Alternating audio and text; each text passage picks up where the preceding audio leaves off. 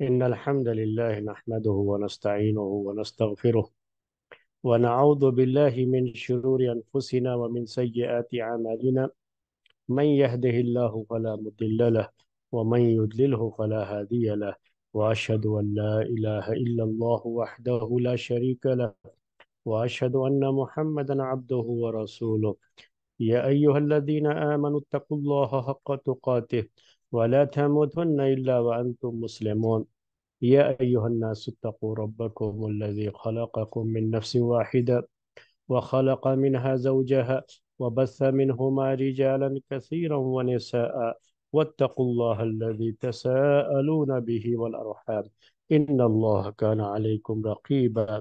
يا أيها الذين آمنوا اتقوا الله وقولوا قولا سديدا يصلح لكم أعمالكم ويغفر لكم ذنوبكم، ومن يطع الله ورسوله فقد فاز فوزا عظيما. أما بعد فإن خير الحديث كتاب الله، وخير الهدي هدي محمد صلى الله عليه وسلم، وشر الأمور محدثاتها، وكل محدثة بدعة، وكل بدعة ضلالة، وكل ضلالة في النار۔ محترم بھائیوں اور معزز خواتین،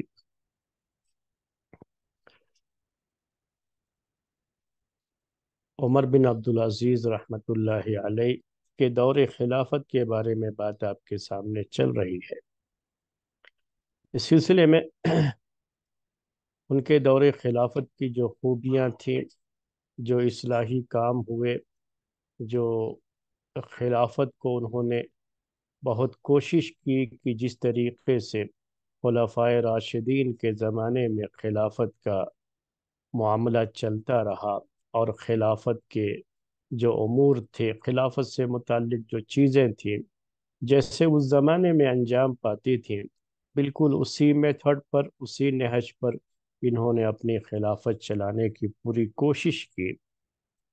اس سلسلے کی ایک کڑی یہ بھی ہے، آج کے درس میں آپ کے سامنے بیان کریں گے اس کو، کہ انہوں نے علماء کے ساتھ، علماء سے مراد اس زمانے کے جو اہل علم لوگ تھے، ہمارے زمانے کے علماء نہیں، یہ بار بار میں کہتا رہتا ہوں آپ کو کہ ہمارے زمانے میں اب علماء وہ ہو گئے ہیں جن کے پاس ڈگریاں ہوتی ہیں، تو یہ ڈگری ہولڈر علماء نہیں ہوتے تھے، یہ وہ لوگ ہوتے تھے جن کے پاس علم ہوتا تھا، جو حدیث کا علم حاصل کرتے تھے، تفسیر کا علم حاصل کرتے تھے، صحابہ سے انہوں نے علم حاصل کیا، اور علم میں ہی وہ مشغول رہتے تھے، یعنی ان کا کام علمی کام ہی ہوتا تھا، وہ اپنے آپ کو اسی کام میں مشغول رکھتے تھے۔ حدیث کی روایت کرنے والے بڑی کثرت سے لوگ تھے اس زمانے میں، اسی طریقے سے تفسیر کا علم رکھنے والے، اسلامی مسائل، جو اسلامی شریعت کے مسائل جسے ہم فقہ کہتے ہیں، اس کے بھی بہت سے جانکار لوگ اس زمانے میں بڑی کثرت سے تھے،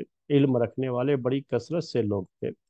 خود عمر بن عبدالعزیز رحمۃ اللہ علیہ اپنے زمانے کے بڑے اچھے عالم مانے جاتے تھے، یعنی شریعت کا علم رکھنے والے، جنہوں نے مدینے میں، مدینے کے اہل علم حضرات سے انہوں نے بھی علم حاصل کیا تھا، تو خود بھی ایک بہت ہی سلجھے ہوئے، بہت ہی ماہر قسم کے عالم تھے اپنے زمانے کے، اور خلیفہ بھی بنے، تو اس لحاظ سے انہوں نے اہل علم کا بڑا خیال بھی کیا، ان کو بڑا مقام اور مرتبہ بھی دیا۔ ان کے دور کے جو گورنر ہیں، گورنر کی جو فہرست ذکر کی گئی ہے، مختلف علاقوں کے جو انہوں نے گورنر بنایا، تو اکثر جو ہے گورنر انہوں نے ایسے لوگوں کو بنایا تھا جو اپنے زمانے کے مشہور اہل علم شمار ہوتے تھے جو ہے۔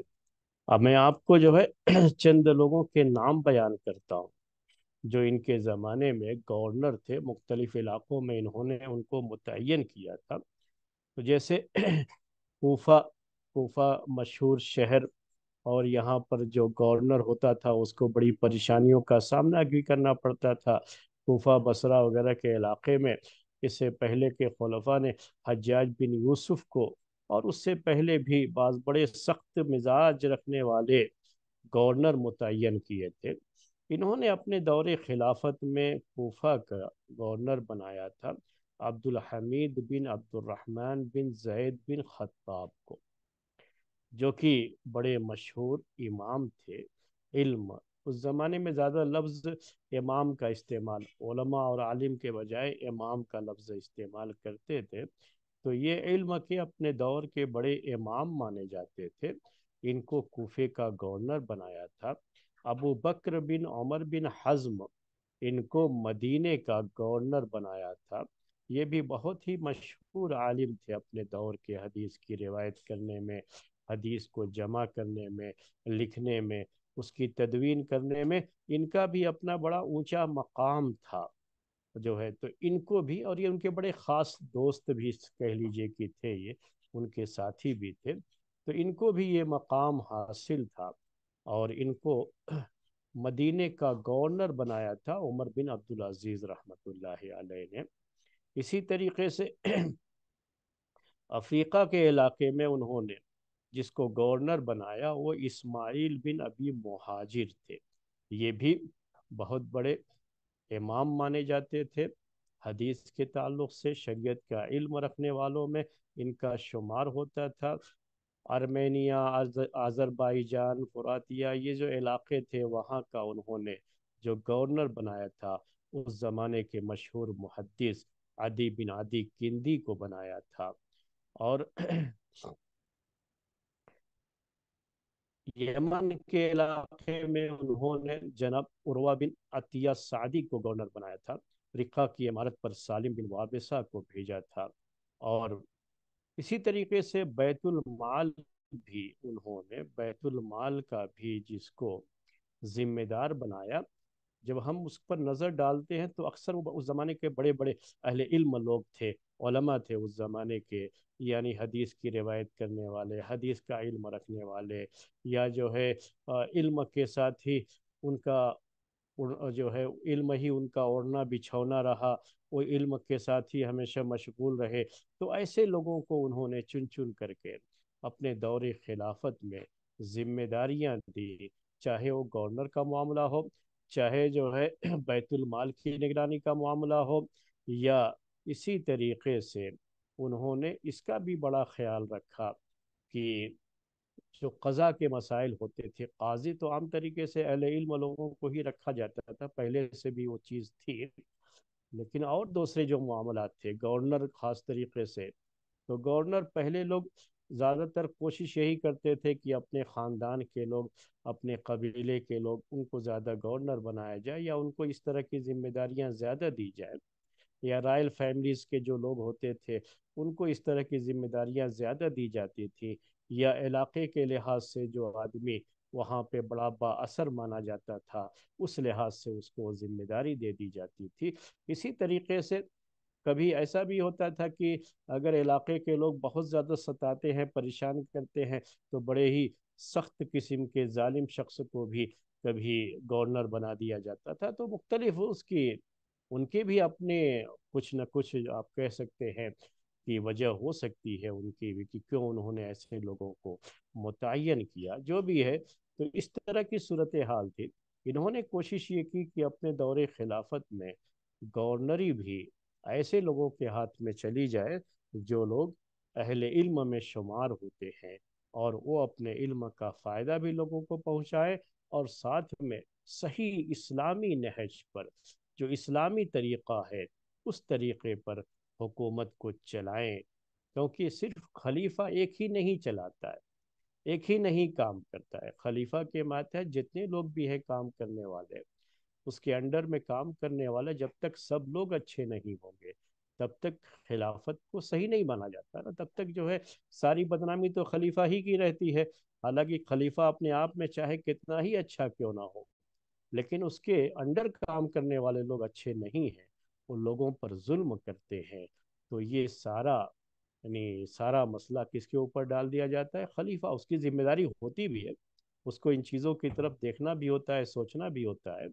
تو بہرحال یہ سب اس طرح کی چیزیں ہوتی ہیں میرے بھائیو، اس طرح کے مسائل ہوتے ہیں۔ تو انہوں نے یہ کوشش کیا تھا، یہ کوشش جو ہے انہوں نے کی تھی کہ اپنے دور خلافت میں ایسے لوگوں کو ہی زیادہ متعین کریں۔ اس کے بعد ان کے دور کے بعض خاص اہل علم جن کے بارے میں یہ کہا جاتا ہے کہ یہ ان سے بہت قریب تھے، ایک تو امام زہری رحمۃ اللہ علیہ۔ امام زہری رحمۃ اللہ علیہ حدیث کے بہت بڑے امام مانے جاتے ہیں، ان کی حدیث کی روایتیں صحیح بخاری صحیح مسلم میں ہیں۔ اور ان کے علاوہ جو ہے ایک اور جو ہے تابعی ہیں میمون بن مہران، ان کا ذکر بھی صحیح بخاری میں آتا رہتا ہے۔ تو میمون بن مہران یہ بھی عمر بن عبدالعزیز رحمۃ اللہ علیہ کے بہت قریب تھے۔ یہ ان کے دور خلافت میں میمون بن مہران بڑے مشہور تابعی ہیں، ان کے بارے میں آپ پڑھیں گے۔ جو میں تاریخ کی کتاب نہیں کہہ رہا ہوں، جو حدیث پہ کتابیں لکھی گئی ہیں، حدیث کے راویوں کی جرح و تعدیل میں جو کتابیں لکھی گئی ہیں، جس کو ہم حدیث کی اصطلاح میں اسماء رجال کی کتابیں کہتے ہیں، تو ان کتابوں میں ان کا ذکر میمون بن مہران کا بڑے ہی تابناک الفاظ کے ساتھ ان کا ذکر ملتا ہے۔ تو میمون بن مہران جو بڑے مشہور تابعی تھے اپنے زمانے کے، علم کے آسمان پر چمکتا ہوا ایک ستارہ تھے یہ میمون بن مہران۔ یہ عمر بن عبدالعزیز رحمۃ اللہ علیہ کے بہت قریب تھے، حالانکہ دونوں کی عمر میں کافی فرق تھا، لیکن ان کو انہوں نے قریب کیا تھا اور یہ بھی ان سے قریب رہے۔ اور ان کے بیٹے ایک بات بیان کرتے ہیں، کہتے ہیں ان کے بیٹے کہ میرے والد بیان کرتے ہیں، یعنی ان کے والد، ان کے بیٹے کے والد کون ہیں؟ یہ وہی میمون بن مہران، یعنی میمون بن مہران کی یہ بات ان کے بیٹے نے ذکر کی ہے۔ وہ کہتے ہیں میمون بن مہران کہ میں اور عمر بن عبدالعزیز یہ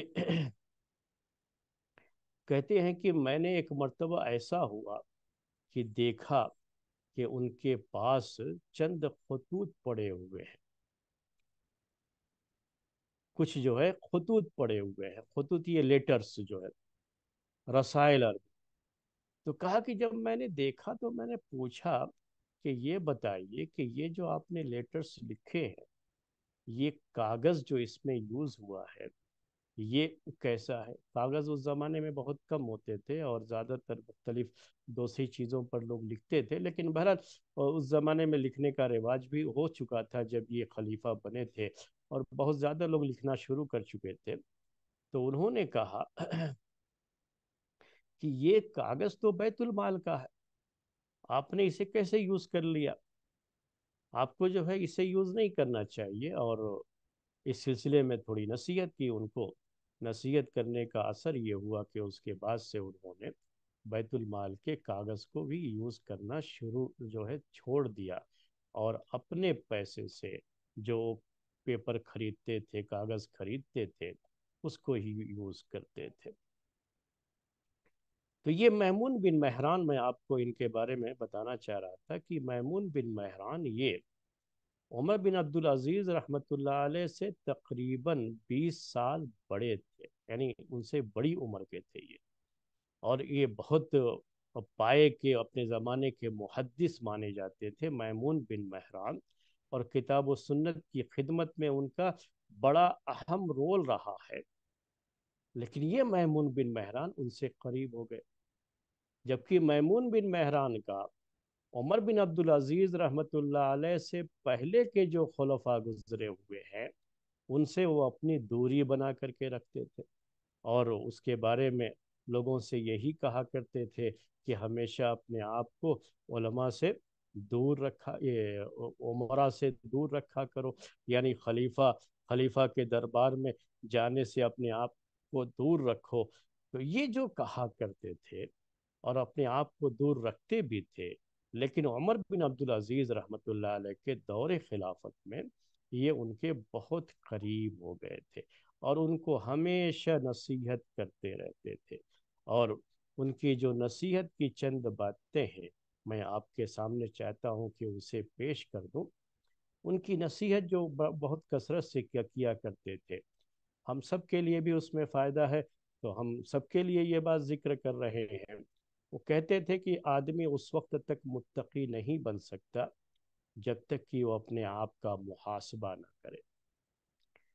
اپنے آپ کا محاسبہ، حاسبو قبل ان تحاسبو، یہ بھی جو ہے حدیثوں میں بات آتی ہے کہ حاسبو قبل ان تحاسبو، کہ اپنا محاسبہ خود کر لو قبل اس کے کہ تمہارا حساب لیا جائے. قیامت کے دن جو حساب کتاب ہونا ہے نا، تو ان سے پہلے ہی خود اپنا حساب کرتے رہو، اپنا محاسبہ کرتے رہو. اس کو محاسبہ نفس کہا جاتا ہے، کہ اپنا محاسبہ کرتے رہو، اور اتنی سختی کے ساتھ اپنا محاسبہ کرو. وہ کہتے تھے کہ جیسے کوئی دو پارٹنر ہیں، کاروبار کے، تجارت کے دو پارٹنر ہوں. تو یہ اگر آپ چاہتے ہیں نا کہ پارٹنرشپ میں اگر کوئی کام کر رہے ہیں، تو آپ کو اپنے پارٹنر کی ایک ایک چیز پر نظر رکھنی ہوتی ہے. ایک ایک چیز پر یاد رکھیے گا، پارٹنرشپ اسی وقت صحیح طریقے سے چلتی ہے. اور اگر آپ نے چھوڑ دیا ایسے ہی، پارٹنر جو بھی کہے کرتا رہے، تو آخر میں آپ کو کچھ بھی ملنے والا نہیں ہے. یہ یاد رکھیے گا، جب تک آپ سختی کے ساتھ اپنے پارٹنر سے نپٹتے نہیں ہیں، سختی کے ساتھ حساب کتاب نہیں رکھتے ہیں، اس کی ایک ایک چیز نہیں دیکھتے ہیں کہ اس کا لباس کیا ہے، اس کا کھانا پینا کیسا ہے، وہ کیسے جو ہے پیسے خرچ کر رہا ہے، تو یہ ساری چیزیں نظر رکھنی پڑتی ہیں پارٹنر پر اگر پارٹنرشپ چلانا ہے. یہ میں آپ سب کو یہ نصیحت کر رہا ہوں. یہ کبھی بھی یاد رکھیے، مطلب یہ تو ہم تاریخ کی بات جو ہے بیان کر رہے ہیں. میمون بن مہران کی یہ نصیحت ہے، جو عمر بن عبدالعزیز کو بھی کرتے تھے، دوسرے لوگوں کو بھی کرتے تھے. تو یہ نصیحت سب کے لیے ہے. میں آپ کے لیے بھی یہ بات کہہ رہا ہوں، میں اپنے لیے بھی یہ بات کہہ رہا ہوں کہ ہمیشہ جو ہے اگر آپ پارٹنرشپ میں کہیں کوئی کام کرنا چاہتے ہیں، تو یاد رکھیے کسی کے اوپر بھی آپ بلائنڈ ٹرسٹ جسے کہتے ہیں، بالکل اندھا اعتماد کر کے چھوڑ دیا، کچھ دیکھتے نہیں ہیں، کچھ چیک نہیں کرتے ہیں، کوئی حساب کتاب نہیں رکھتے ہیں، کبھی حساب کتاب پوچھتے نہیں ہیں، تو پھر آپ خیر کی امید مت رکھو. اس کے بعد یہ پارٹنرشپ جب ٹوٹے گی نا، تو بڑی تکلیف ہوگی اس وقت، کیونکہ یہ پارٹنرشپ ٹوٹنے کے بعد ایک پیسہ بھی آپ کے ہاتھ میں نہیں آئے گا. آدمی اس وقت تک ہی ایماندار ہوتا ہے، امانت دار ہوتا ہے نا، جب تک اس کو خیانت کا موقع نہ ملے. یہ بڑا مشہور جو ہے ایک سینٹینس ہے، یہ بھی یاد رکھو. یہ کسی صاحب کا ہے، میں نام نہیں لینا چاہ رہا ہوں، کہ کہتے ہیں وہ کہ ہم لوگ اس وقت تک امانت دار ہیں جب تک ہمیں بے ایمانی کا موقع نہیں ملتا، جب تک ہمیں خیانت کا موقع نہیں. ایک آدمی گھر میں بیٹھا ہے، کسی کے ساتھ اس کا کوئی لینا دینا نہیں ہے، تو آپ کہو کہ بڑا نیک ہے، بڑا امانت دار ہے، اس کو تو موقع ہی نہیں ملا نا خیانت کرنے کا.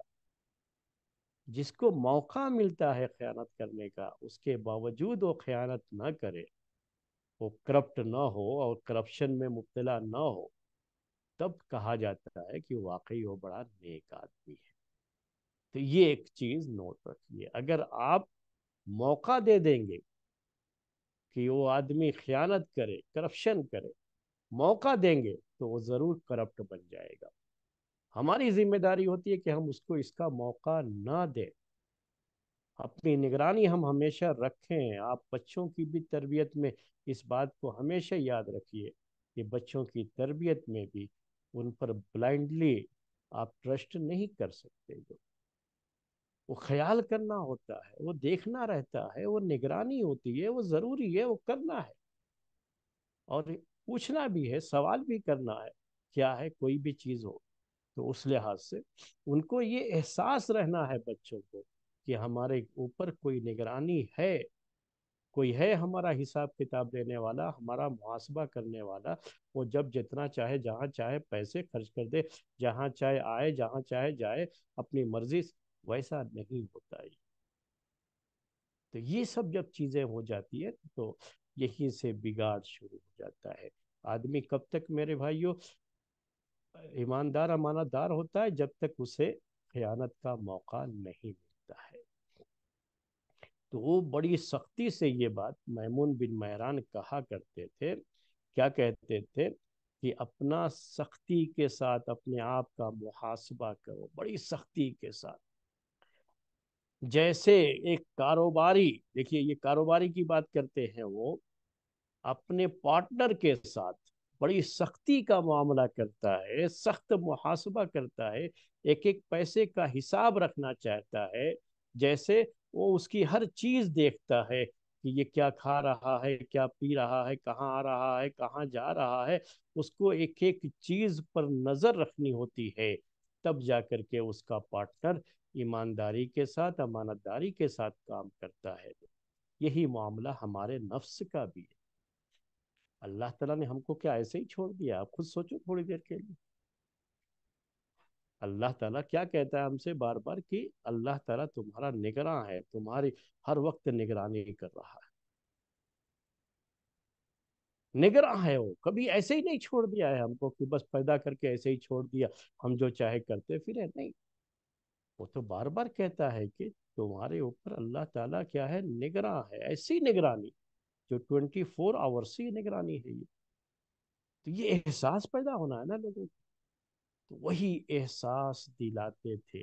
میمون بن مہران کہتے تھے کہ اپنے آپ کا اتنا سختی کے ساتھ محاسبہ کر، اتنا سختی کے ساتھ کہ یوں سمجھو کہ اگر آج ہی موت ہو جاتی ہے تو پھر بھی اللہ تعالیٰ کے یہاں جب حساب ہوگا تو اس وقت ہمیں کسی طرح کی شرمندگی نہیں ہوگی، وہاں شرمندگی نہیں اٹھانی پڑے گی.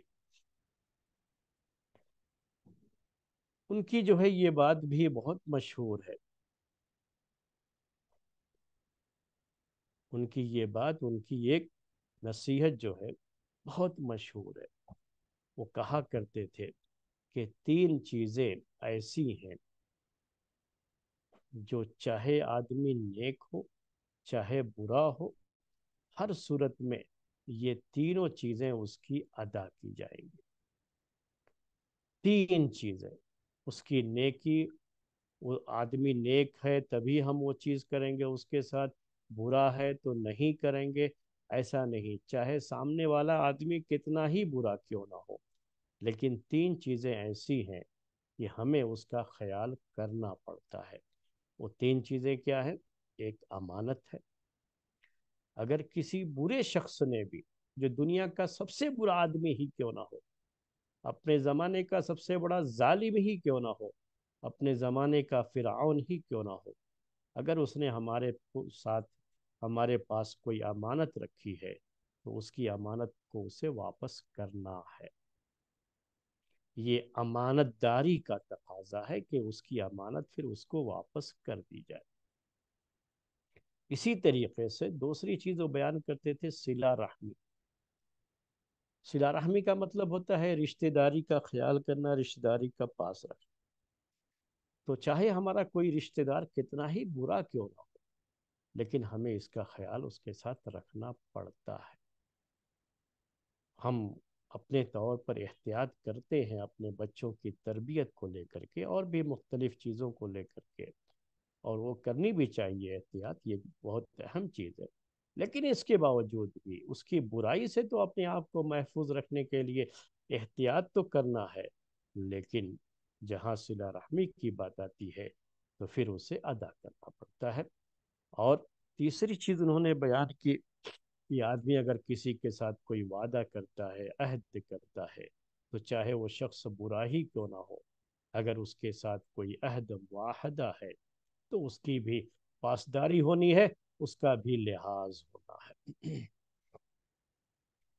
تو یہ میں آپ سے کہہ رہا تھا کہ یہ میمون بن مہران، یہ ان کی بہت سی باتیں بہت مشہور ہیں.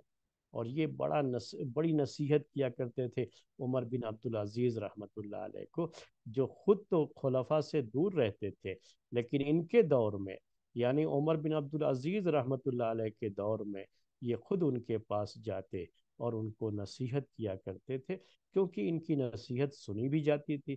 تو آدمی جہاں دیکھتا ہے کہ ہماری نصیحت سنی جاتی ہے تو وہاں جاتا بھی ہے اور نصیحت بھی کرتا ہے.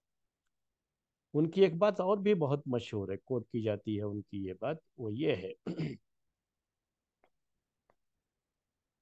کہا کہ اگر کوئی آدمی کوئی برائی اس کے پاس ہے اور وہ چھپ چھپا کے کرتا ہے، لوگوں کو پتہ نہیں ہے۔ لوگ تو سمجھتے ہیں کہ بڑا اچھا بڑا نیک آدمی ہے، لیکن بڑی برائیاں ہیں اس کے پاس، اور چھپ چھپا کر کے برائیاں کرتا رہتا ہے۔ تو ایسے آدمی کو توبہ کرنی ہے تو وہ چھپ چھپا کر کے ہی توبہ کر لے۔ لوگوں کے سامنے ظاہر کرنا کہ میں یہ غلطی کرتا تھا، میں آپ کے سامنے توبہ کرتا ہوں، ویسا نہیں۔ اب تک اس کی جو برائی تھی اس کے اور اس کے رب کے درمیان، تو وہ توبہ بھی اپنے اور اپنے رب کے درمیان، کسی کو اس کے بارے میں بتانے کی کوئی ضرورت نہیں ہے۔ جتنا بھی برائیوں پر پردہ ڈالا جائے اتنا ہی اچھا ہوتا ہے۔ تو کہتے ہیں کہ وہ چھپ چھپا کر توبہ بھی کرتے۔ اور جو آدمی لوگوں کے سامنے برائی کرتا رہا ہے، یعنی اس کی برائی ایسی ہے کہ پورے علاقے کے لوگوں کو پتا ہے، سب کو پتا ہے کہ یہ آدمی ایسا، یہ آدمی برا ہے، تو اس کو توبہ بھی ایسے ہی علل اعلان کرنا چاہیے، لوگوں کو پتا ہونا چاہیے کہ اب اس نے توبہ کر لیا ہے۔ کیونکہ لوگ اس کی برائی کو جانتے ہیں، اس لیے لوگوں کو یہ بھی پتا ہونا بہت ضروری ہوتا ہے کہ اس نے توبہ کر لیا، ہاں اس کے یہاں یہ تھی برائی لیکن اس نے توبہ کر لیا ہے۔ ایسا اس لیے ضروری ہے کہ لوگوں کو پتا ہونا ہے کہ توبہ کر لیا ہے، کیونکہ لوگ برائی کو جانتے ہیں۔ اگر اللہ سے تو توبہ کر لیا لیکن لوگوں کے سامنے اعلان نہیں کیا کہ میں نے اس چیز سے توبہ کر لیا ہے، تو لوگ برابر اسے عار دلاتے رہیں گے، برابر اس کا ذکر کرتے رہیں گے، اور آدمی کے لیے جینا دوبھر ہو جاتا ہے، مشکل ہو جاتا ہے۔ اس لیے اپنے توبہ کا بھی اعلان کرنا چاہیے۔ اللہ تعالیٰ کا معاملہ یہ ہے کہ اللہ تعالیٰ تو معاف کر دیتا ہے۔ ہم سے غلطیاں ہوئیں، ہمارا رب جانتا رہا ہماری غلطیوں کو، ہم نے اس سے توبہ کر لیا، وہ معاف کر دیتا، اور دوبارہ پھر اس غلطی کا کوئی مسئلہ ہی نہیں آئے گا۔ لیکن لوگ جلدی معاف نہیں کرتے ہیں، یاد رکھیے۔ اس لیے لوگوں کا جہاں تک معاملہ ہوتا ہے، اور لوگوں کو اگر ہماری کسی غلطی کا علم ہے، وہ جانتے ہیں، تو پھر جو ہے بہت ضروری ہوتا ہے کہ لوگوں کے سامنے ہی توبے کا اعلان کیا جائے۔ تو یہ کچھ باتیں تھیں جو میں نے آپ کے سامنے پیش کی، جو ہے بہت جو ہے اہم چیزیں تھیں، یہ ان کی نصیحتیں تھیں۔ وہ عمر بن عبدالعزیز رحمۃ اللہ علیہ کو بھی یہ نصیحت بڑی کثرت سے کیا کرتے تھے۔ اس کے بعد علماء کرام اس زمانے کے جو اہل علم تھے، وہ برابر جو ہے عمر بن عبدالعزیز رحمۃ اللہ علیہ کو نصیحت بھی کرتے رہتے تھے، اور ان کو ان کی خلافت کی جو ذمہ داری ہے اس کا احساس دلاتے رہتے تھے۔ یہ ایک خوبی تھی اس زمانے میں ان کے دور خلافت کی، کہ بڑی جو ہے، جو ایک تو کچھ لوگ ان کے پاس آتے تھے، بیٹھتے تھے اہل علم میں سے۔ اب ظاہر سی بات ہے کہ اہل علم کی تعداد اس زمانے میں کوئی دو چار نہیں تھی، اور مختلف شہروں میں تھے، الگ الگ شہروں میں تھے۔ وہ سب لوگ شام میں تو رہتے نہیں تھے کہ سب ان کے ساتھ بیٹھیں گے یا ان کے ساتھ بیٹھ کر کے ان کو نصیحت کریں گے۔ تو جو دور رہتے تھے لوگ اس زمانے کے، ان کا کہ بڑے اہل علم میں ان کا شمار ہوتا تھا، تو وہ لوگ لیٹرز لکھتے تھے ان کے پاس، نصیحت کرتے تھے اس میں، اپنے لیے نہیں لیٹر لکھتے تھے بلکہ ان کی نصیحت کے لیے لیٹرز لکھا کرتے تھے، اور اس کو وہ بڑی اہمیت دیا کرتے تھے عمر بن عبدالعزیز رحمۃ اللہ علیہ۔ اگر کوئی آدمی ان کی کسی غلطی کے بارے میں ان کو تنبیہ کرتے ہوئے کوئی خط ان کے پاس لکھتا تھا، یا انہیں کوئی بھی نصیحت کرتا تھا، لوگوں کی نصیحت کو بڑی اہمیت دیا کرتے تھے۔ تو اس سلسلے میں چند لوگوں نے جو ان کے پاس خطوط لکھے تھے، ان خطوط کے تعلق سے کچھ اس کے نمونے آپ کے سامنے پیش کر رہا ہوں۔ ایک تو سالم بن عبداللہ بن عمر بن خطاب، یہ عبداللہ بن عمر رضی اللہ تعالی عنہما کے بیٹے تھے۔ یہ سالم مشہور تابعی ہیں، اور تابعین میں ان کا علم بڑا مشہور تھا۔ مدینے کے سات فقہا شمار ہوتے تھے، سات جو ہے سیون، اس زمانے کے بڑے بڑے فقیہ مانے جاتے تھے مدینے کے، اس میں سے ایک سالم بھی تھے یہ۔ تو مدینے میں یہ رہتے تھے، تو مدینے سے یہ خط شام کو لکھا کرتے تھے۔ محمد بن کعب قرظی ایک دوسرے بڑے مشہور اس زمانے کے اہل علم میں ان کا شمار ہوتا تھا۔ محمد بن کعب قرظی، انہوں نے بھی خط لکھا۔ سلمہ بن دینار ابو حازم جن کی کنیت ہے، اور یہ حدیث کی روایت کرنے میں بڑے مشہور جو ہے راوی مانے جاتے ہیں، انہوں نے بھی، اور بھی امام حسن بصری رحمۃ اللہ علیہ جو بصرے کے اپنے دور کے بڑے امام مانے جاتے ہیں، ان سب جو ہے علماء کے بارے میں یہ آتا ہے کہ انہوں نے عمر بن عبدالعزیز رحمۃ اللہ علیہ کو نصیحت بھرے خطوط لکھے۔ تو محمد بن کعب قرظی کا خط میں آپ کو جو ہے اس وقت آپ کے سامنے پیش کر رہا ہوں۔ انہوں نے لکھا ایک مرتبہ عمر بن عبدالعزیز رحمۃ اللہ علیہ کو کہ یا امیر المؤمنین، اے امیر المؤمنین، لوگوں پر اپنے دروازے کو ہمیشہ کھلا رکھو، اور جو بھی دربان ہو، گیٹ مین ہو آپ کے یہاں، جس کو بھی آپ نے متعین کر رکھا ہو، اس کو یہ آرڈر کر دو کہ لوگوں کو ملنے سے روکے نہیں، بلکہ لوگوں کو سہولت کے ساتھ آپ سے ملنے کی وہ اجازت دیا کریں، اور آپ مظلوم کی مدد کیجئے۔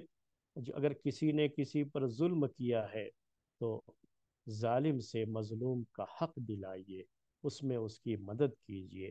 یہ محمد بن کعب قرظی، انہوں نے ایک نصیحت بھرا خط یہ عمر بن عبدالعزیز رحمۃ اللہ علیہ کو لکھا تھا اپنے ان کے دور خلافت میں۔ تو آپ اس جو ہے خط پہ غور کریں گے تو آپ کو کیا تین بڑی اہم باتیں ہیں اس کے اندر۔ پہلی بات یہ ہے کہ دروازے کو کھلا رکھیے۔ کیا مطلب ہوتا ہے دروازے کو کھلا رکھیے کا؟ کہ کوئی بھی آدمی اپنی شکایت آپ کے پاس آسانی کے ساتھ لا سکے، بیان کر سکے، یہ بڑی اہم چیز ہو۔ مجھے اس کا تجربہ بھی، میں آپ کو بھی یہ بات کہتا ہوں، کبھی بھی جو آدمی ذمہ دار ہوتا ہے تو کوشش یہ ہوتی ہے کہ اس کے ساتھ کچھ لوگ جو ہوتے ہیں، ہواری وغیرہ جو کہا جاتا ہے، چمچہ جن کو آج کی زبان میں ہم کہتے ہیں، ان کے جو چمچے ہوتے ہیں نا، ان کے نیچے کے لوگ، وہ کوشش کرتے ہیں کہ کسی کو ان کے پاس پہنچنے نہ دیا جائے۔ ہو سکتا ہے کہ وہ آدمی اپنے آپ میں بہت اچھا ہو، اگر اس آدمی کو یہ پتہ چل جائے کہ لوگ اس کی ماتحت جو لوگ ہیں اس کے انڈر جو کام کرتے ہیں وہ دوسروں پر ظلم کر رہے ہیں، اور وہ مظلوم آدمی ڈائریکٹ اگر اپنا ظلم بیان کرے تو وہ اصلاح بھی کر دے گا، لیکن ان مظلوموں کو ڈائریکٹ اس کے پاس پہنچنے نہیں دیتے، سیڑھیاں بنی ہوتی ہیں اور راستے سے ہی ان کو واپس کر دیا جاتا ہے۔ تو اکثر مظلومین کی فریادیں، ان کی آوازیں، ان کی صدائیں خلفاء تک پہنچ نہیں پاتی ہیں۔ اس کے لیے یہ بہت ضروری ہے کہا کہ دروازہ کھلا رکھیے۔ یعنی دروازہ کھلا رکھنے کا مطلب یہ نہیں کہ چور اچکے لوگوں کے لیے اپنے گھر کا دروازہ کھلا رکھیں، بند نہ کریں، جب چاہے جو کوئی بھی آگے کے دروازے سے داخل ہو جائے، یہ مطلب نہیں ہے۔ مطلب اس کا دروازہ کھلا رکھنے کا یہی ہے کہ اس کے ذریعے سے جب دروازہ کھلا رہے گا تو ہر مظلوم اپنی مظلومیت کی داستان خود ڈائریکٹ آپ کے سامنے آ کے بیان کر سکتا ہے۔ تو میں آپ سے یہ کہہ رہا تھا کہ مجھے بھی اس کا تجربہ ہے۔ ہم جہاں جہاں کام کرتے رہے ہیں اب تک، مختلف، ہمارا تعلق چونکہ مدرسوں سے ہے، اس لیے ہم اسی کی مثال آپ کے سامنے پیش کرتے رہتے ہیں۔ بعض مرتبہ لوگ سمجھتے ہیں کہ ہم مدرسوں کی برائی کرتے ہیں، تو ویسا کچھ نہیں ہے، چونکہ ہمارا تجربہ ہی یہی ہے تو ہم وہی آپ کے ساتھ شیئر کرتے ہیں۔ تو ہم نے یہ دیکھا مدرسے کی ذمہ داری کہ جو اصل ذمہ دار ہوتا ہے، جو سب سے بڑا ہے اس ادارے کا چلانے والا، تو اس کے انڈر بھی بہت سے لوگ ہوتے ہیں، کام کرنے والے لوگ ہوتے ہیں، اور پھر ان کے انڈر بھی کام کرنے والے لوگ ہوتے ہیں، ٹیچرز ہوتے ہیں۔ تو وہ ٹیچرز، وہ استاد، جیسے میں خود اپنے بارے میں کر رہا ہوں کہ جو ڈائریکٹ جو اصل ذمہ دار ہے ان کا اس سے ڈائریکٹ رابطہ ہے، تو ایسے لوگوں کا ذرا خیال کرتے کہ یہ آدمی کوئی مسئلہ ہوا تو یہ ڈائریکٹ جا کر کے پہنچا دے گا۔ تو یہ جو چمچے قسم کے لوگ ہوتے ہیں نا، ان کے ساتھ زیادہ ظلم نہیں کرتے جن کو ڈائریکٹ جن کی پہنچ ہوتی ہے اصل ذمہ دار. اور جن لوگوں کی پہنچ نہیں ہوتی اصل ذمہ دار تک، ان کو کبھی جانا بھی ہے تو انہی چمچوں کے واسطے سے جانا ہے، ان کے ذریعے سے ہی وہ جائیں گے، ان کو یہ پتا ہے. تو جب یہ چمچوں کے واسطے سے جانا ہے نا، تو پھر ایسے لوگوں پر وہ لوگ بڑا ظلم کرتے ہیں. یہ چمچے جو ہے بہت پریشان کرتے ہیں ان کو، کیونکہ ان کو پتا ہے کہ یہ اگر ہم ان کے ساتھ کچھ کریں گے بھی تو یہ ڈائریکٹ چونکہ جاتے نہیں ہیں اصل ذمہ دار کے پاس، ان کا ان سے کوئی واسطہ نہیں ہے، اس لیے یہ شکایت بھی ان سے نہیں کر سکتے. تو یہ مسئلہ ہوتا ہے. تو ہمیشہ اگر ذمہ دار ایسا ہو جو سب کے لیے اپنا دروازہ کھلا رکھے کہ جس کو بھی کوئی تکلیف پہنچے وہ ڈائریکٹ مجھے آ کر کے بیان کرے، تو بہت سارا ظلم یہیں پر ختم ہو جاتا ہے. جب لوگوں کو یہ سہولت حاصل ہو جائے کہ ہماری بات ڈائریکٹ، ہمارا جو ذمہ دار ہے اصل ذمہ دار، بڑا ذمہ دار، اس زمانے کے جو خلیفہ، وہ خلیفہ ڈائریکٹ میری بات سن سکتا ہے. خلفائے راشدین کے دور میں یہی تو ہم بات تھی نا.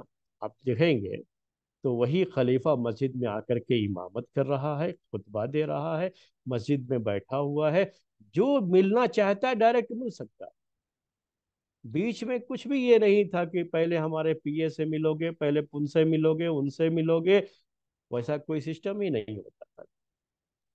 تو اس کی وجہ سے کیا ہوتا ہے کہ لوگ ڈرتے ہیں کہ اگر ہم نے ظلم کیا تو یہ ہماری ظلم کے خلاف، ہمارے ظلم کے خلاف یہ مظلوم خود جا کر کے خلیفہ کو بتا دے.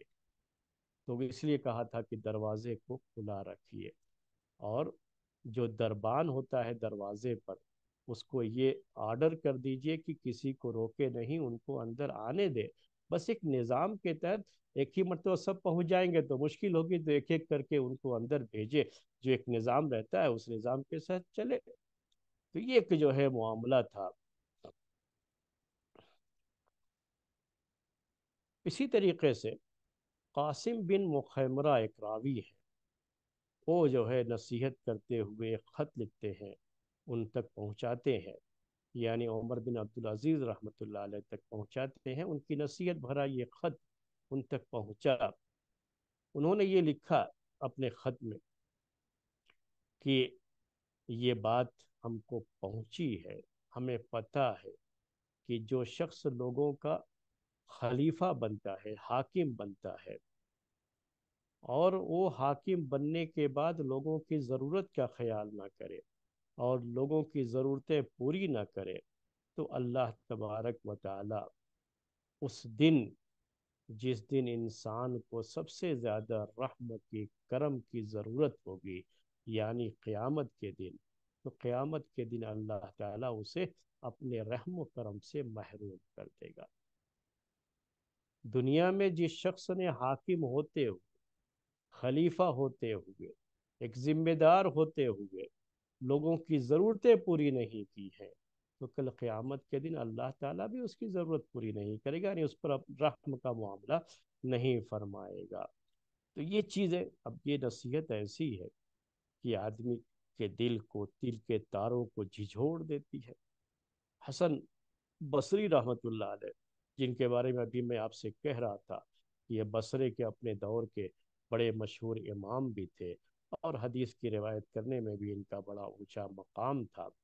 امام حسن بصری رحمۃ اللہ علیہ، لوگ ان کا نام بڑے ادب سے، بڑے احترام سے لیتے ہیں. انہوں نے ایک خط لکھا: یا امیر المؤمنین،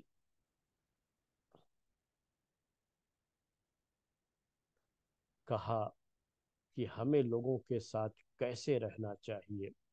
اس کے لیے نصیحت کرتے ہوئے لکھا کہ جو آپ کی عمر کے لوگ ہیں وہ آپ کے بھائی، جو آپ کے بڑے ہیں، آپ کے جو بڑے ہیں، آپ سے بڑے ہیں، آپ ان کا بیٹا بن جائیے، اور جو آپ سے چھوٹے ہیں آپ ان کے باپ بن جائیے. یعنی لوگوں کے ساتھ برتاؤ کرنے میں، معاملہ کرنے میں اس بات کا خیال رکھیے کہ جو اپنی عمر کے ہیں تو جیسے بھائیوں کے ساتھ معاملہ کیا جاتا ہے ویسا معاملہ کیجیے، یعنی اچھا سلوک. آپ سے عمر میں بڑے ہیں تو ان کا احترام جیسے باپ کا احترام کیا جاتا ہے، ان کا آپ احترام کیجئے، اور بڑے احترام کے ساتھ ان کے ساتھ کوئی معاملہ کیجئے۔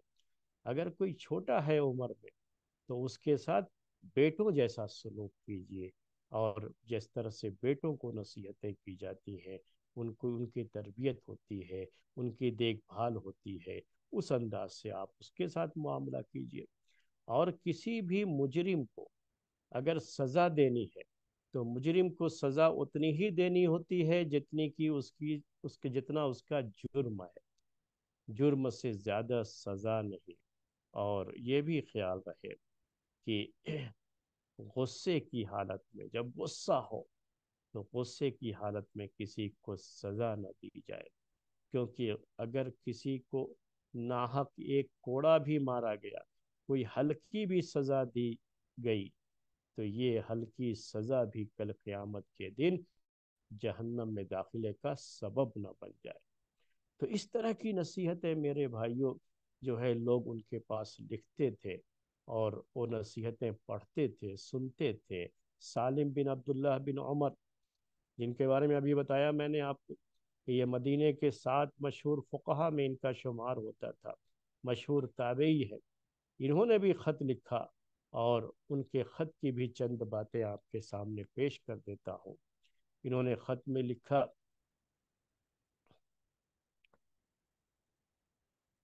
کہ آپ سے پہلے جن لوگوں نے جس طرح کا بھی کام کیا ہے، آپ اس سے عبرت حاصل کیجیے۔ ان کے دور میں جو لوگ پلے بڑھے انہوں نے اسی چیز کو دین سمجھ لیا تھا، اور اسی کے لحاظ سے ان کے زمانے میں جو ہے عمل ہوتا رہا۔ لیکن اب آپ کا جب دور ہے تو آپ اس بات کو اچھی طرح سے سمجھ لیجئے کہ آپ کے جو بھی گورنر ہیں، اور آپ کی جو بھی مدد کرتے ہیں خلافت کے اس معاملے میں، آپ ان میں سے ہر ایک کے تعلق سے اچھی طرح سے خبر رکھیے، اور کسی کو بھی کھلی ہوئی چھوٹ نہیں ملنی چاہیے۔ یہاں تک کہ خاص طریقے سے عراق کے علاقے کے بارے میں انہوں نے لکھا تھا کہ عراق کے علاقے میں ان سے پہلے جو خلفاء گزرے تھے بڑے سخت قسم کے لوگوں کو وہ وہاں کا گورنر بناتے تھے۔ حجاج بن یوسف کا ذکر اس میں خاص طریقے سے آتا ہے۔ تو انہوں نے خط میں یہ بھی لکھا کہ آپ عراق کی طرف جس کو بھی گورنر بنا کر کے بھیجیں، اس کو سختی سے اس بارے میں جو ہے نصیحت کر دیں کہ کسی کا مال ناحق نہ چھینے، کسی کا ناحق خون نہ بہائے، کسی پر بھی ظلم نہ کرے، کیونکہ یہ وہ راستے ہیں جو انسان کو جہنم کی طرف لے جانے والے ہیں۔ تو میں آپ کو یہ بتا رہا تھا کہ انہوں نے بڑی کوشش کی اپنے دور خلافت میں کہ علماء ان سے اس زمانے کے جو اہل علم تھے وہ قریب رہے، اور ان کی نصیحتوں سے وہ فائدہ اٹھاتے رہے، اور ان کو پوری کھلی چھوٹ دے رکھی تھی کہ آپ مجھے نصیحت کرتے رہیں۔ جو قریب میں تھے وہ ان کی مجلسوں میں آتے تھے، بیٹھتے تھے، اور روبرو ڈائریکٹ ان کو نصیحت کیا کرتے تھے، اور جو دور رہتے تھے وہ خط و کتابت کے ذریعے سے ان کو نصیحتیں کرتے تھے، نصیحتیں لکھتے تھے۔ اور جب آدمی نصیحت سنتا ہے نا تو نصیحت کرنے والوں کو بھی نصیحت کرنا اچھا لگتا ہے، اور جب نصیحت نہیں سنتے ہیں لوگ تو نصیحت کرنے والوں کو نصیحت کرنا بھی اچھا نہیں لگتا ہے۔ یہ ہمیشہ اس بات کو آپ یاد رکھیے۔ یہ نصیحت کے تعلق سے ایک بات جو ہے کہ نصیحت کرنے والے بھی نصیحت کب کرتے ہیں؟ جب سامنے والا نصیحت کو قبول کرتا ہے۔ آپ نصیحت کرتے رہو، وہ آدمی اپنی مرضی سے ہی جو کچھ کرنا ہے وہ کرے گا، آپ کی نصیحت کا اس کے اوپر کوئی اثر نہیں پڑنے والا۔ تو ایسے لوگوں کو لوگ نصیحت بھی نہیں کرتے ہیں، ایک دو مرتبہ نصیحت کرتے ہیں پھر ان کو نصیحت کرنا چھوڑ دیتے ہیں۔ یہی طریقہ ہوتا ہے لوگوں کا، تو یہ بھی ہم کو ذہن میں رکھنا چاہیے۔ اب اس کے بعد عمر بن عبدالعزیز رحمۃ اللہ علیہ کے دور خلافت میں علم کا بھی بڑا چرچا رہا۔ علم سے مراد جو ہے یہ جو دین کا علم ہے، دین کے علم کے بارے میں بات کر رہا ہوں۔ ورنہ جو دوسرے علوم ہیں نا جو دنیا کے علوم کہلاتے ہیں، یہ بنو امیہ کے دور خلافت میں اس کا کوئی زیادہ چرچا نہیں تھا، وہ خلافت عباسیہ میں وہ چیزیں زیادہ ہوئی۔ لیکن جو دین کا علم ہے، چاہے جو بھی خلیفہ رہا ہو، یہ خاص جو ہے عمر بن عبدالعزیز رحمۃ اللہ علیہ کے بارے میں بات نہیں ہے، خلیفہ چاہے جو بھی رہا، لیکن اس زمانے کے جو دین کا علم رکھنے والے لوگ تھے، وہ اپنے آپ کو اس میں مشغول رکھتے تھے، اور بڑا اس کا جو ہے یعنی اس زمانے میں علم کا بڑا چرچا بھی رہا، اور لوگ اس کا بڑا خیال بھی کرتے رہے۔ وہ ساری چیزیں اس زمانے میں رہی ہیں، اس زمانے میں ہوتی رہی ہیں وہ چیزیں۔ تو الگ الگ علاقوں میں باقاعدہ اس کے مدرسے تھے۔ مدرسہ سے مراد آج کے دور کے جو مدرسے ہیں، جو جہاں بچے پڑھتے ہیں، یہ مدرسہ مراد نہیں ہے، یہ لفظ آپ کو میں یوز کر رہا ہوں تو یہ مت سمجھیے گا، بلکہ اس سے مراد کیا ہے کہ ہر ہر علاقے کے کچھ لوگ تھے جو بڑے مشہور تھے علم کے میدان میں، حدیث کی روایت کرنے میں، حدیثیں جو ان کے پاس ہوتی تھی اس کو بیان کرنے میں، الگ الگ علاقوں میں لوگ جو ہے مشہور تھے۔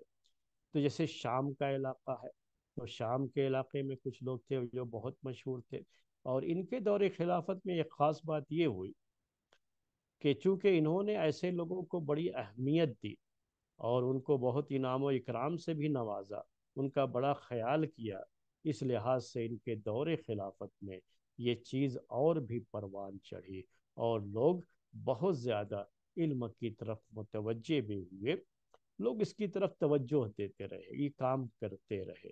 میں نے آپ سے یہ بھی کہا، یاد رکھیے گا کہ یہ پہلے سے یہ سلسلہ چلتا رہا ہے، ان کے دور میں شروعات ہوئی، پہلے نہیں تھا، ویسا کچھ نہیں ہے، کیونکہ چاہے خلیفہ جو بھی رہا، خلافت کے کام چاہے جو بھی رہے، لیکن جو اہل علم تھے وہ اپنے علم کے ساتھ ہی مشغول رہتے تھے، اور وہ لوگ اللہ کا علم لوگوں تک پہنچاتے تھے، قرآن کا علم، حدیث کا علم پہنچاتے تھے، اس کی روایت کرتے تھے۔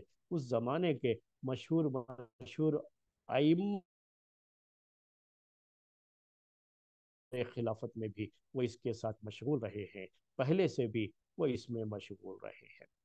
تو ایک جو ہے جیسے شام کا علاقہ ہے، تو شام کے علاقے میں بعض صحابہ، مشہور صحابہ جیسے معاذ بن جبل رضی اللہ تعالی عنہ، ابو الدرداء، عبادہ بن صامت رضی اللہ تعالی عنہ، یہ لوگ شام کے علاقے میں دین کی تبلیغ کا کام کرتے تھے۔ تو وہاں کے جو مشہور بہت بہت بڑے ذہین قسم کے لوگ، انٹیلیجنٹ جسے آج کی زبان میں آپ کہتے ہیں، جو تابعین میں شمار ہوتے ہیں، انہوں نے ان سے علم حاصل کیا، اور یہ تابعین جو کہ اس شام کے علاقے میں تھے، ان کی بڑی تعداد تھی جو اس میں ہمیشہ مشغول رہے۔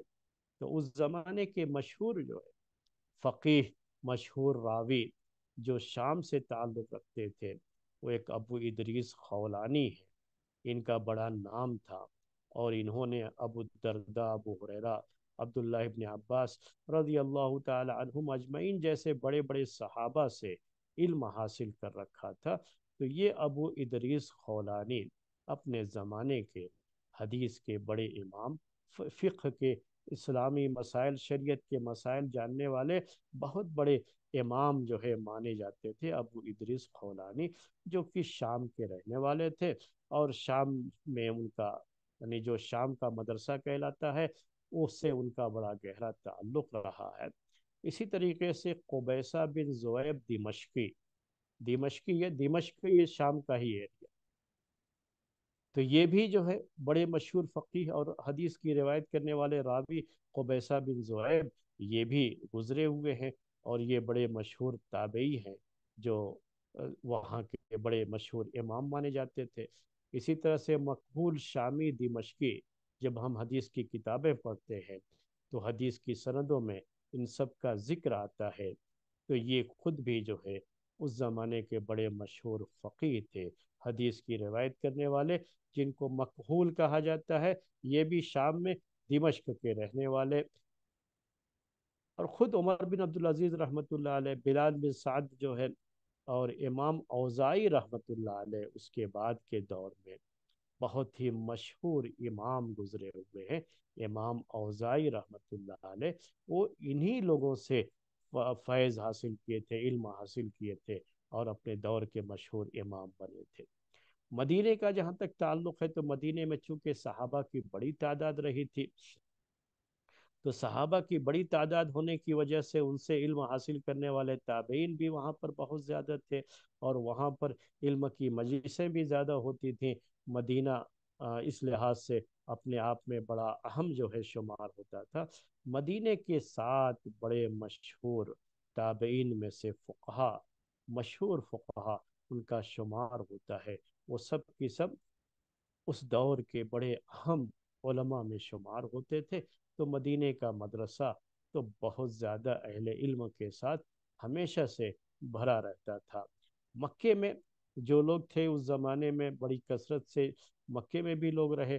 عبداللہ ابن عباس رضی اللہ تعالی عنہما، جنہوں نے بعد میں مکے میں ہی رہنے لگے تھے، مکے ہی میں سکونت اختیار کی تھی، ان کے علاوہ بھی بہت سارے صحابہ وہاں پر رہے، لیکن وہاں پر زیادہ جس کا زور رہا اور جن کے شاگرد بہت زیادہ رہے مکے میں، اور ان کے شاگردوں کا بڑا جال بچھا ہوا تھا، اور قرآن کے علم کے لیے، قرآن کی تفسیر کے لیے مکہ کو جو خاص نسبت حاصل رہی، اسلامی مسائل کو سمجھنے میں، کتاب و سنت کو سمجھنے میں، حدیث کی روایت کرنے میں جو ایک خاص مقام تھا مکے کو، تو عبداللہ ابن عباس رضی اللہ تعالی عنہما کے بعد وہ ان کے جو شاگرد تھے تابعین، عمر بن عبدالعزیز رحمۃ اللہ علیہ کے دور خلافت میں بھی یہ لوگ رہے۔ اس میں مشہور نام تو مجاہد ہے، یہ ان کے شاگرد ہے عبداللہ ابن عباس رحمۃ اللہ علیہ کے۔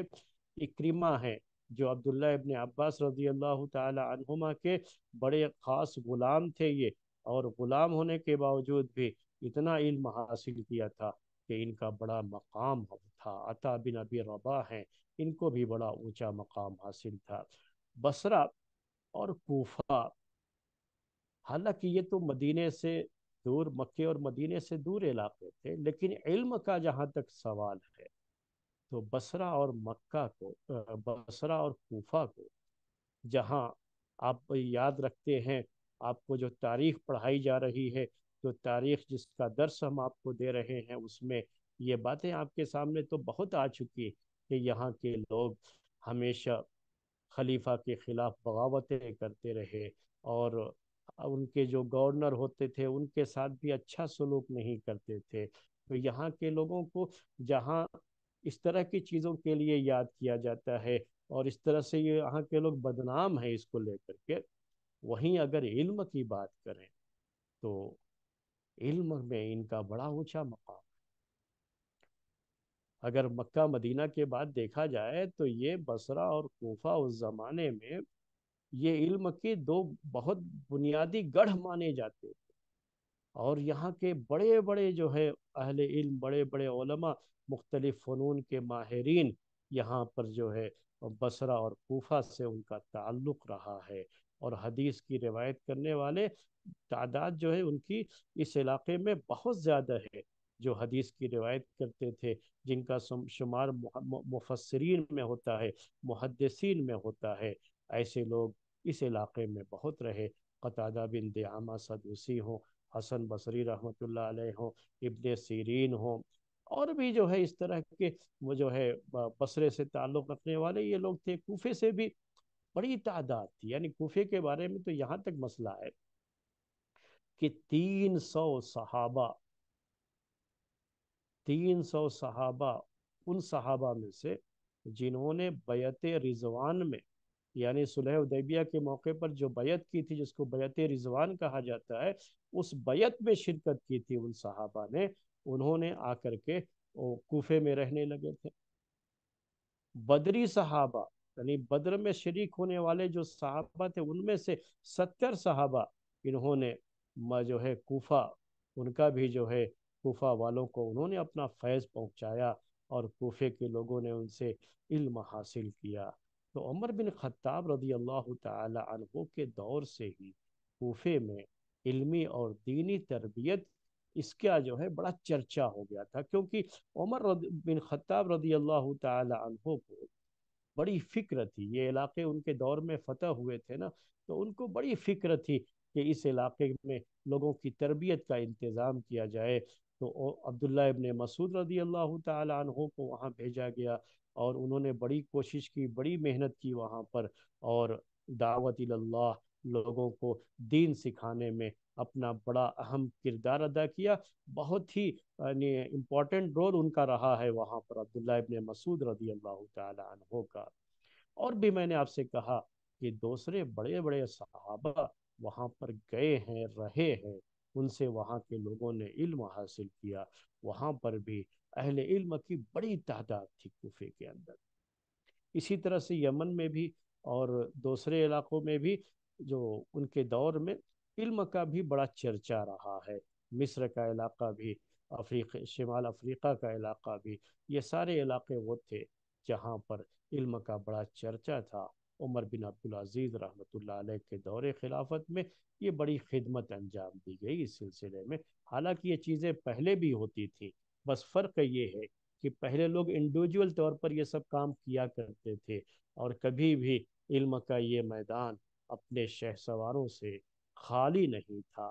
ہمیشہ سے علم کے شہ سوار اپنے میدان میں لگے رہے، حدیث کی روایتیں بھی ہوتی رہیں، تفسیریں بھی ہوتی رہیں قرآن کی، اور علم کا کو لوگوں تک پہنچایا جاتا رہا، دعوت دین کا فریضہ بھی انجام دیتے رہے لوگ۔